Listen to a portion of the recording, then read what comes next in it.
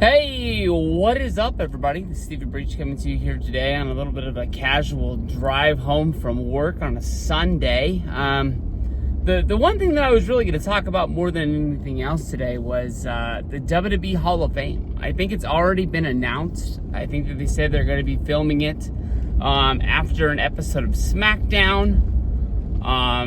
Maybe they air it the next day or something like that at Wrestlemania. I know it's already like tagged in when they were selling those Wrestlemania packages and things like that. So it's going to happen, and I guess I'm going to look like an idiot if, like, first thing tomorrow, they tweet out that ESPN has reported that this so-and-so wrestler is going into the Hall of Fame. But honestly, it seems to me like years past when I used to be like really into like going to Wrestlemania and like planning out the week and the weekend and things like that like they had already announced by this time who the main event was going to be for the Hall of Fame. You were kind of already set on what the class is going to be this year. I mean, I've heard like some little small rumors here and there along the way. They made the announcement that, Triple H is now going to be the guy in charge of picking the people to go into the Hall of Fame. Maybe that changes, the style of who they put into the Hall of Fame each and every year. It's always like one big dramatic, main event star that basically they can write the name on the ticket and it sells. There's always like sort of like a deceased wrestler, a foreign wrestler, a tag team, and then a female wrestler. And then sometimes you get like that like, I'm not going to call them a jobber because they're going to the Hall of Fame, but they always have like kind of like a name that you're kind of like, well, I kind of understand, but it doesn't make a lot of sense when there's a lot of other people that haven't gone in yet.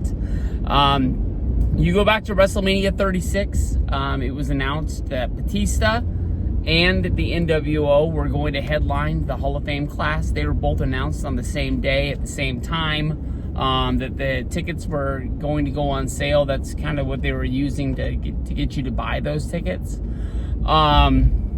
Batista ended up never being able to go into the Hall of Fame because 2020, the world shut down. There was no Hall of Fame class that year, and WrestleMania was held inside of the Performance Center.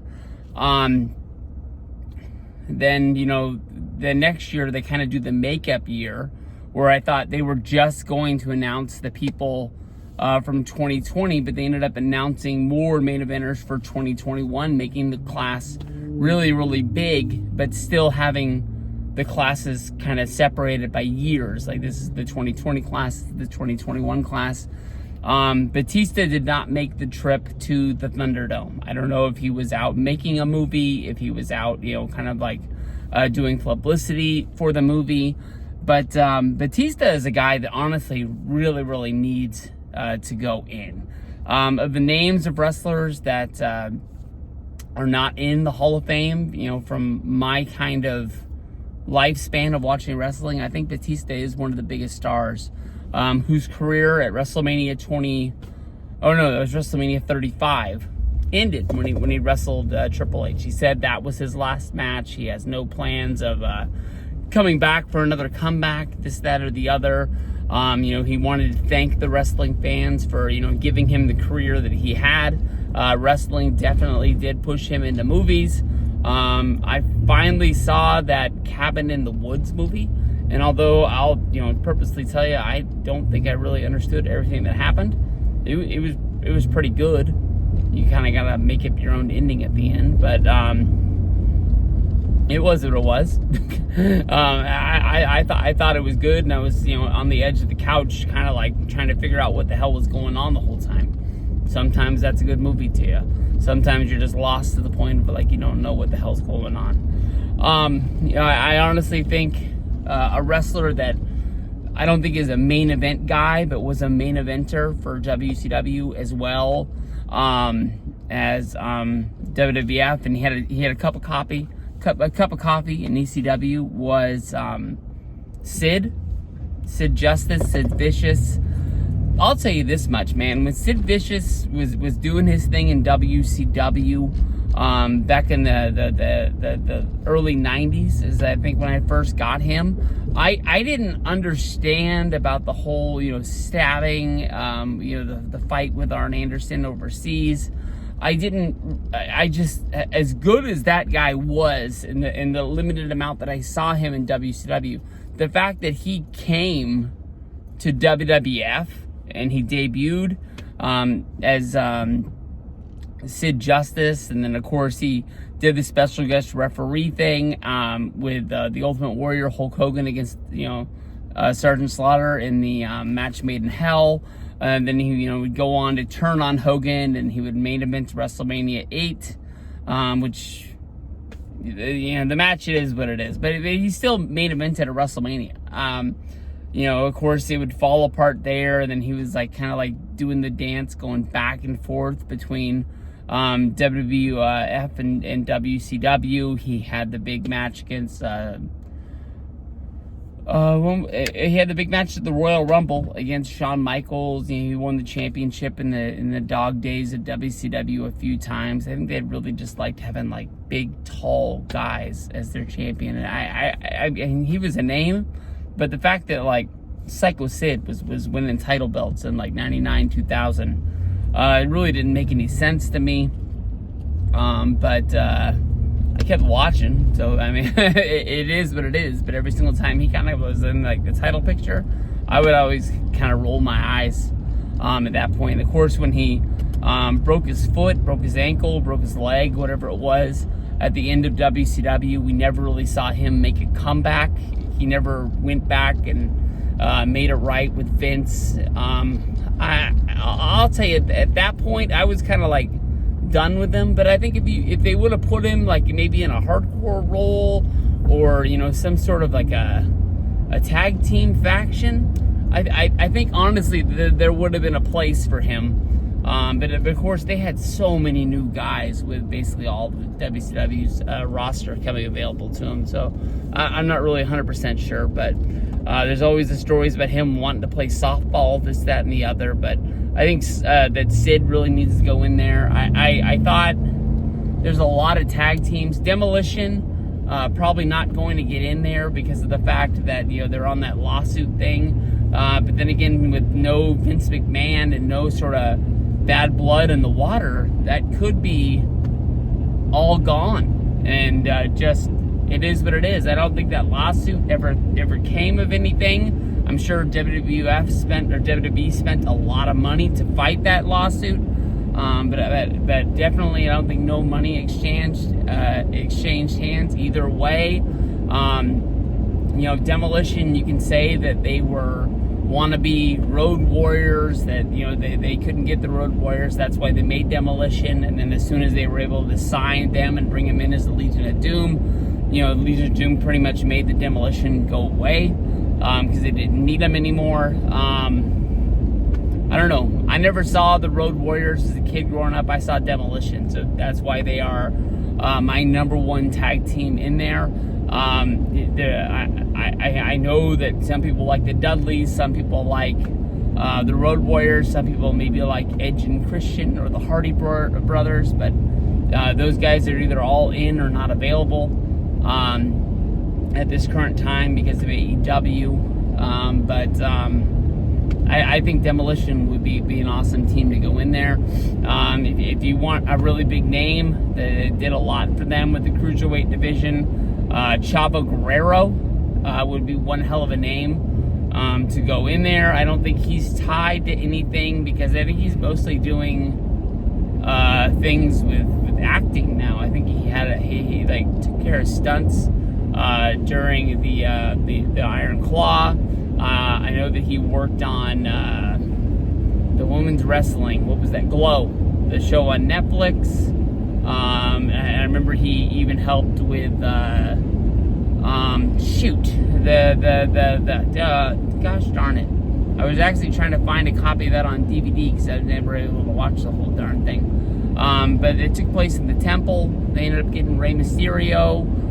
Ricochet came from there. I'm pulling the weeds. I'm not going to be able to remember what's going on there. But, there's definitely big names that are out there. And even if I strike out and I go 0 for 4 with these guys not going into the Hall of Fame.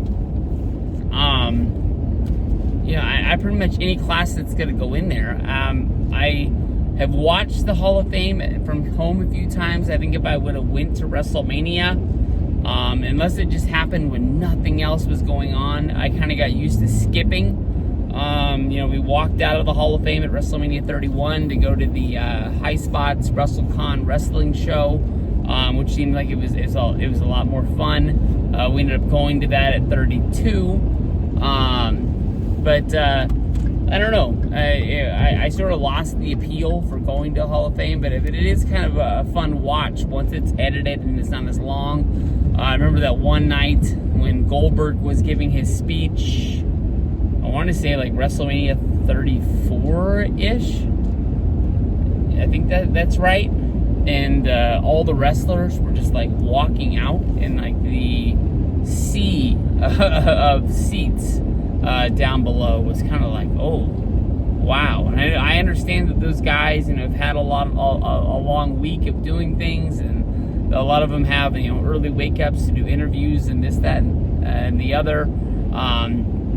But now with it happening after SmackDown, I guess what is that? No, they do that live. So Saturday they gotta get there. So I guess it's understandable about that now. But Hall of Fame, it seems like it's like an afterthought, and it's just sort of slapped together at the last minute. Tickets probably already went on sale. I remember that was one of the things that I was surprised about when I thought about going to WrestleMania 40. Now with The Rock being there, I'm sure it's even more expensive than it was to get tickets and this, that, and the other, because you have to buy them secondhand because they already sold it all out. But, I don't know, man. It'd be fun to be there. It's one of those things that I still care about, even though it's kind of like just a one night on the stage, and then it's just kind of like tagged onto your Wikipedia page. And I think WWE has a WrestleMania Hall of Fame website or something like that. That's kind of it, because there's no real physical Hall of Fame that you can go to. We always all dream about it. They've thought about it a few times. I remember hearing that they were going to, put one in Orlando on the Hollywood Walk. It was going to kind of be like another restaurant, kind of like how the World was. But that fell apart so bad. I kind of understand. I understand that if they built a real wrestling Hall of Fame, and like charged admission, kind of like, what you see the pictures of when they have the WWE exhibit in Saudi Arabia.